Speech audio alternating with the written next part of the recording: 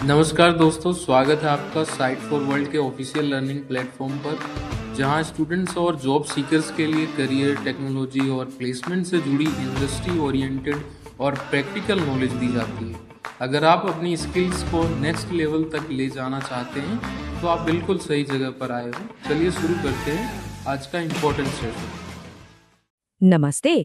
कभी सोचा है कि आपके फोन पर बस एक टैप करने से लेकर आपके घर तक कोई सामान कैसे पहुंच जाता है? ये सब असल में ऑटोमेशन का कमाल है।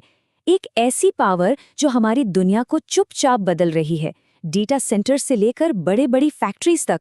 चलिए आज इसी छुपी हुई दुनिया के राज खोलते हैं। आप रेडी हो? फोकस मोड ऑन है? तो सबसे पहला और जरूरी सवाल, ऑटोमेशन चाहिए ही क्यों? ये स्लाइड इसका जवाब बिल्कुल साफ साफ देती है।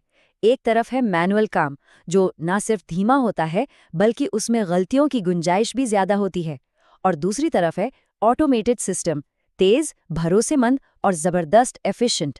ये सिर्फ काम करने का तरीका नहीं, बल्कि बिजनेस का भविष्य तय करने वाला एक बहुत बड़ा फैसला है। ओके, तो ये ऑटोमेशन आखिर काम कैसे करता है? इसके पीछे कोई जादू नहीं है, बल्कि एक बहुत ही सॉलिड प्लान होता है।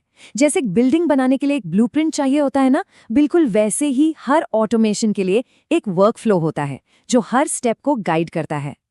डिजिटल दुनिया में इसकी शुरुआत होती है डेटा वर्कफ्लो से। अगर मैं बिल्कुल आसान भाषा में कहूँ तो ये रॉ डेटा को एक काम की इन्फॉर्मेशन में बदलने का सफर है। ऐसा सोचिए, ये एक पाइपलाइन जैसा है जिसमें कच्चा डेटा एक तरफ से अंदर जाता है, कई स्टेजेस से होकर साफ होता है और दूसरी तरफ से एक यूजफुल रिपोर्ट बनकर बाहर आ जाता है। अब चलिए इस प्रोसेस को थोड़ा और करीब से देखते हैं। सबसे पहले हम डेटा को उसके सोर्स से एक्सट्रैक्ट करते हैं, मतलब निकालते हैं।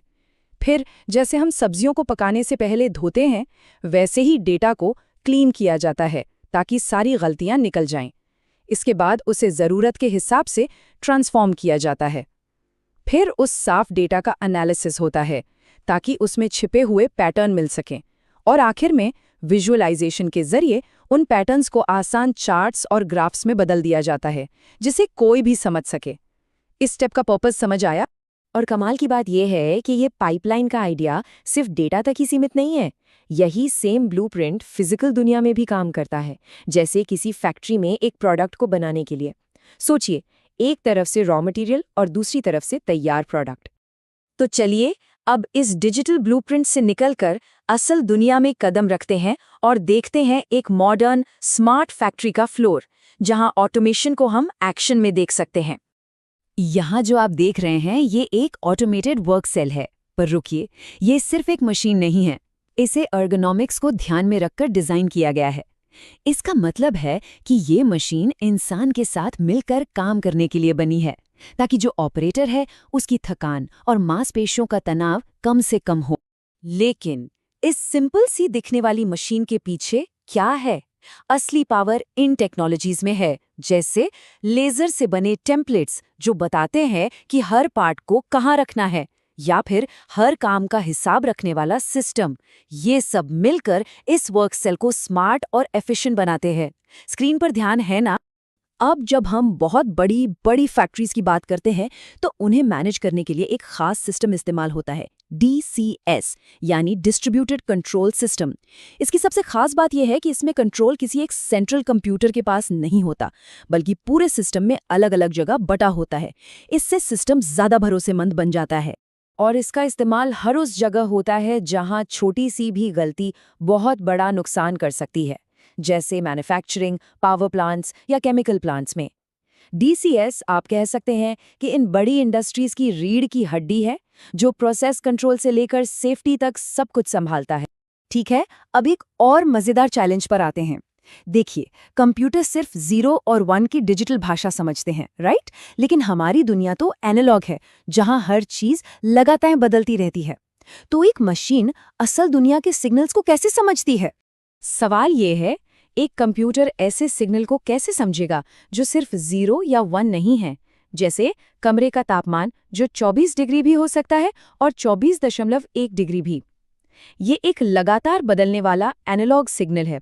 इसका जवाब है एक छोटा सा लेकिन बहुत ही पावरफुल डिवाइस, ADC, यानी एनालॉग टू डिजिटल कन्वर्टर। यही वो ब्रिज है जो असली एनालॉग दुनिया को कंप्यूटर के डिजिटल भाषा से जोड़ता है। तो ये काम कैसे करता है? सोचिए आप एक चलती हुई फिल्म का वीडियो बना रहे हैं।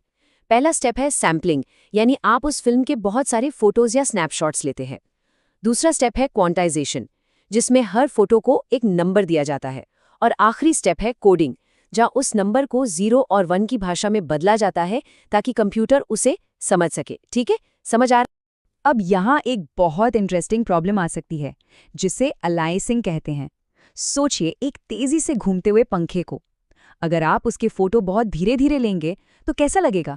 ऐसा लगेगा कि पंखा उल्टा या बहुत धीरे घूम रहा है ना? सिग्नल के साथ भी बिल्कुल ऐसा ही होता है। अगर हम स्नैपशॉट सही स्पीड से नहीं लेंगे तो कंप्यूटर को गलत जानकारी मिलेगी, और एक बार ये गलती हो गई तो इसे ठीक करना लगभग नामुमकिन है। अगर इंटरव्यू में ये पूछा गया तो बता पाओ?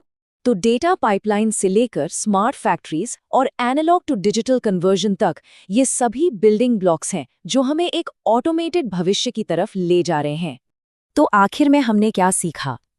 ऑटोमेशन सिर्फ मशीनों के बारे में नहीं है, इसके फायदे बिल्कुल साफ हैं। बढ़ती हुई एफिशिएंसी और प्रोडक्टिविटी, बेहतर ऑपरेशंस और कम हुई लागत। यही वो वजह हैं जिनकी वजह से हर इंडस्ट्री ऑटोमेशन को अपना रही है। लेकिन ये सब एक बहुत बड़ा सवाल खड़ा करता है। जब ये प्रोसेस पूरी तरह से खुद से काम करने लगेंगे, जब ये फुल्ली ऑटोनॉमस हो जाएंगे, तब इंसानी दिमाग और क्रिएटिविटी का रोल क्या होगा? ये एक ऐसा सवाल। हमारे चैनल को सब्सक्राइब कीजिए और वीडियो को अपने दोस्तों के साथ शेयर जरूर कीजिए। कमेंट सेक्शन में अपना डाउट या नेक्स्ट टॉपिक लिखना मत भूलिएगा।